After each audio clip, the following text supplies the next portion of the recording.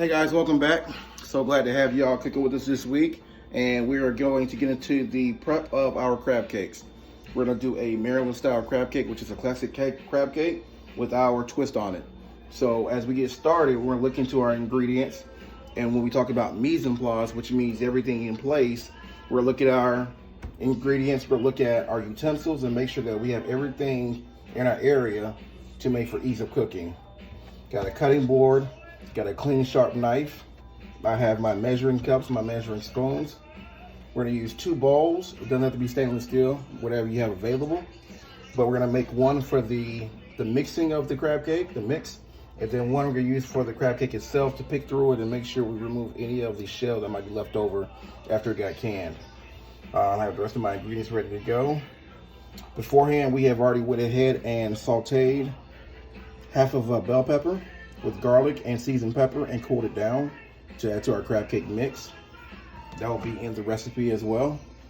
So when we get started, the first thing we're gonna do is go through our crab meat, and hopefully you picked lump crab. Crab meat in itself is already expensive. Lump is the next step right under jumbo lump, which comes from the 2 claws of the crab. Lump is going to be broken pieces of the jumbo lump mixed with the meat of the body. So you get some good pieces in there as well as some smaller pieces. Perfect for the idea of crab cakes. You're not using the most expensive crab meat, but you're having good pieces in there, good mixture, and it'll have a great texture with your crab cake. So as we go through, majority of the crab meat is already kind of picked through and cleaned, but you want to go through it and make sure that you're not finding any of the excess shells that might be in there. We don't want no crunch in our crab cake.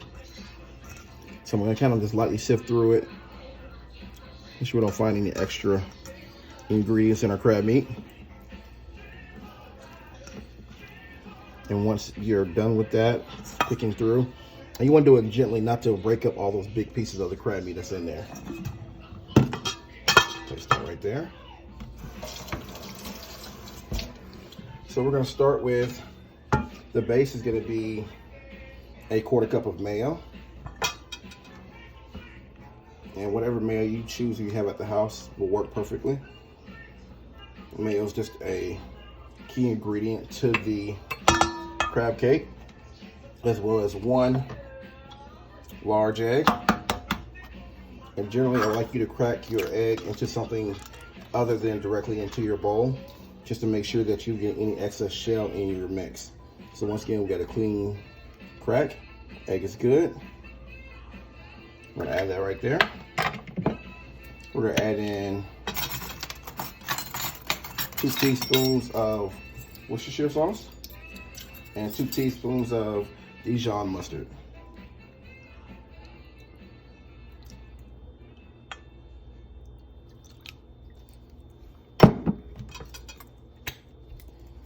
These are the flavors of the crab cake. So make sure you get it all in there. We're adding our seasoning, which is going to be a pinch of kosher salt,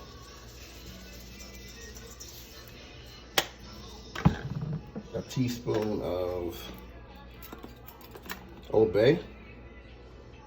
If you like that extra seafood flavor or a little spice from Old Bay, you got a little extra, or even some cayenne pepper if you want to kick to it.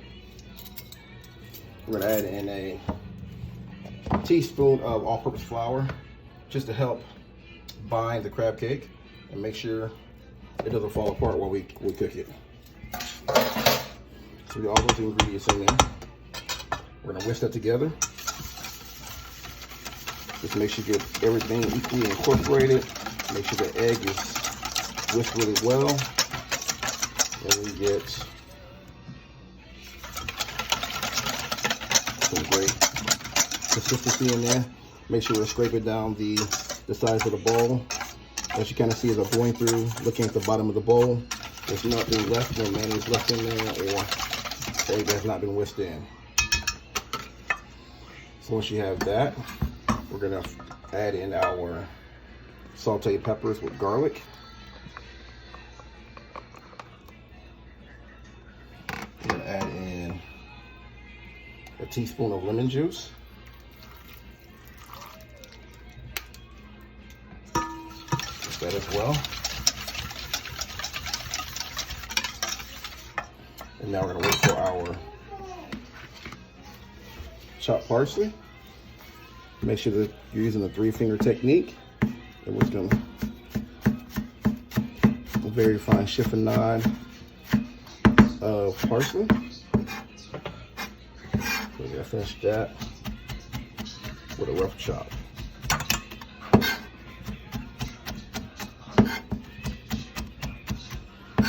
Doesn't have to be fine, but you don't want to feel like you're eating pieces of lettuce in your crab cake as well. So I'll pick that up. I'm gonna add that. That's probably a tablespoon of fresh chopped parsley. So our mix is coming together quite nicely. We're gonna take this and we're gonna fold this into our crab cake mix. Make sure you got a spatula to get all that goodness in there.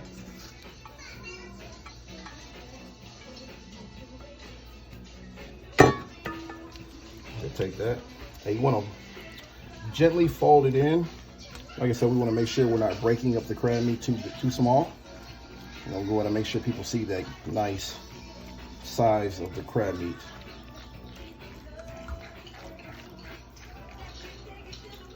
And so we added the red pepper, just to give it some color, a little more body, or what we call in the culinary world a filler. And so this is gonna make about 4 to 6 crab cakes, depending on the size or how we're gonna do. We're gonna portion these at ½ cup tomorrow. So we'll probably get maybe 6 out of those. Now I'm gonna take my 15 crackers. I'm just gonna crumble them up right here. And a lot of people like breadcrumbs. You choose, but I think crackers gives a great texture to the crab cake. It's not as finely ground as breadcrumbs, so it also gives it some texture, and it kind of gives it more of a layered look when it cooks. So we're going to give this just a rough chop. We're going to dump that right in, and then we are going to finish gently pulling that in. And then we want to do this a day ahead. We want to make sure this crab cake is nice and cold. It has a chance to bind together before we portion it and we cook it tomorrow. Now, you try to portion crab meat that's still warm, it's going to tend to break and fall apart. So here's our crab cake. We're going to let that sit for about 24 hours.